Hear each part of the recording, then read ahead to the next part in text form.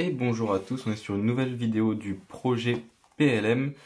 On est sur Pokémon Diamant Étincelant qui est sorti sur Switch en novembre 2021, si je dis pas de bêtises, qui est donc Peggy 16 et, enfin Peggy 7 et de chez Nintendo. On retrouve tout d'abord sur la boîte du coup Dialga, le Pokémon légendaire de l'édition. À l'arrière on trouve pas mal d'images comme d'habitude, dont notamment les nouveaux souterrains et les nouveautés qui ont été ajoutées. À l'intérieur, on va retrouver un petit livret qui est la pub d'Arceus et comme d'habitude, la carte en fond qui est très sympa. Je trouve toujours que c'est une très bonne idée. On est sur un jeu qui reprend exactement l'histoire de Pokémon Diamant et Pokémon Perle qui était paru sur DS plusieurs années, voire dizaines d'années auparavant. Dizaines d'années auparavant, tout court. Donc une histoire qui est chère à beaucoup de monde puisque beaucoup étaient jeunes quand ils ont joué à ça. Donc ils ont la nostalgie et la volonté d'y rejouer tout simplement. Il n'y a pas eu beaucoup de modifications, il y a eu notamment des petites améliorations du graphisme, des améliorations des souterrains, donc de l'Explora Kit, la possibilité de faire danser ses Pokémon et quelques petites bêtises par-ci par-là.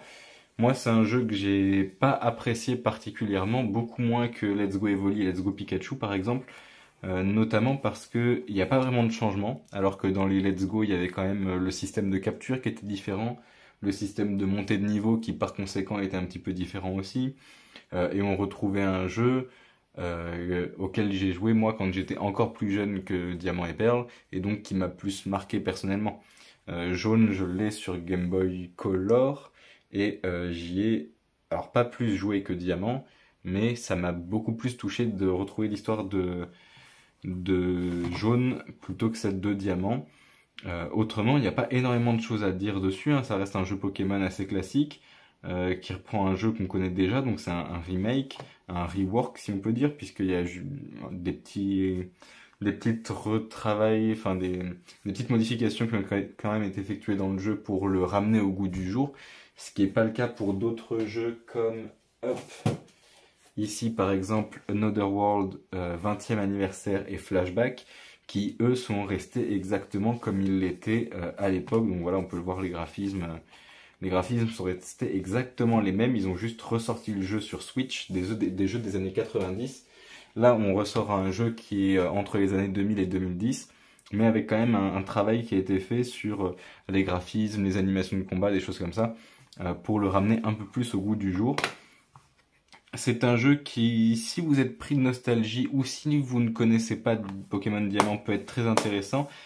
Si vous n'avez pas particulièrement de nostalgie vis-à-vis des jeux sur DS que sont Diamant et Perle, et que vous ne vous intéressez pas particulièrement à la franchise Pokémon, je vous déconseille ce jeu puisque je pense qu'il ne vous plaira pas particulièrement.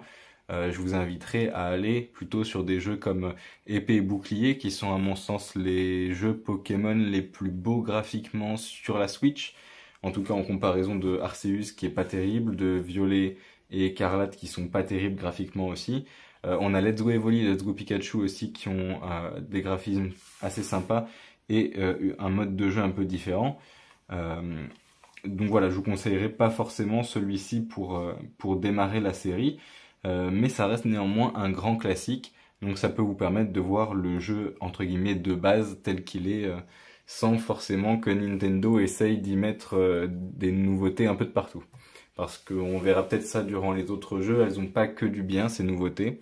Là, vu qu'ils se mouillent pas trop, au final ça reste un jeu, disons, basique. Il faut quand même 2 Go minimum, mais sur une Switch c'est pas trop gênant, on n'est pas sur les premières PS4, ou enfin les premières PS3 ou des choses comme ça qui avaient très peu de mémoire.